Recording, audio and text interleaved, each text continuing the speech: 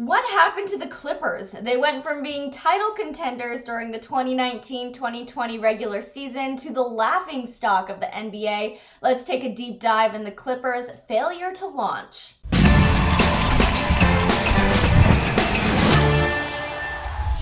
Hi everyone, it's Devin Howard. If you want to follow me on Instagram, you can find me there as @DevinHoward. Double check that you've subscribed to the Fumble, tap the bell for notifications, and don't forget to hit the thumbs up button. When Kawhi made the jump from Toronto to LA, the NBA fandom had high hopes for the Clippers. The Clippers have always lived in the Lakers' shadow. Existing in the same city as a team with the glitz and glamour of the Lakers is hard enough as it is.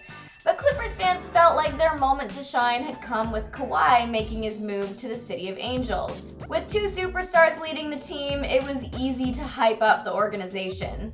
Kawhi and Paul George were supposed to give the lineup all-star level talent, while Lou Will and Montrezl Harrell were operating as one of the league's best pick-and-roll duos we've seen in recent years. So they went hard with the Clippers fandom, putting up billboards and murals on practically every corner of LA. They really zeroed in on Los Angeles being their city. That's literally what their billboards said, which is a bold statement considering the hold the Lakers have over LA residents.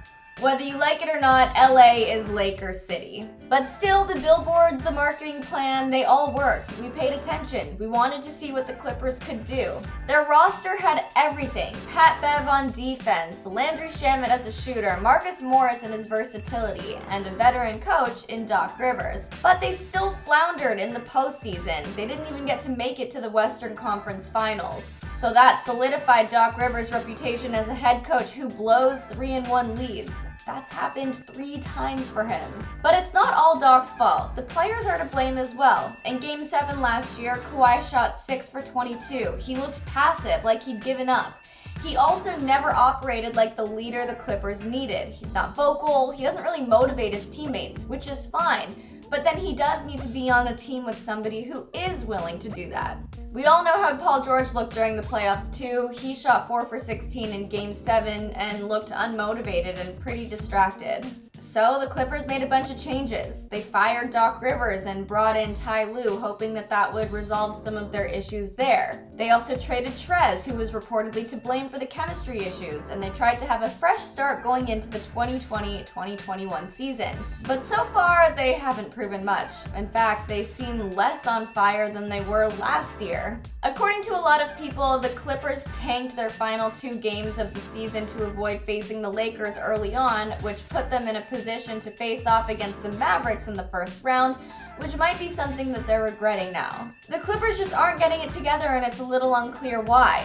If I had to guess, I would say it's a combination of a couple things. The team isn't working as a singular unit. They seem disjointed, like they haven't had time to gel. They lack consistency. Kawhi isn't a strong enough leader, and neither is Paul George. Outside of Ty Lue, they don't have someone who's really pushing the team towards their common goal. Overall, the team just looks pretty passive, especially when they go up against someone like Luka Doncic, who is playing with such aggression the Clippers just don't even stand a chance. NBA fans were clowning the Clippers on Twitter, writing things like Luka with his son after the Clippers versus Mavs game, and the LA Clippers intentionally lost a game so they wouldn't have to play the Lakers before the Western Conference Finals, and they are now down 0-2 to the Dallas Mavericks in the first round.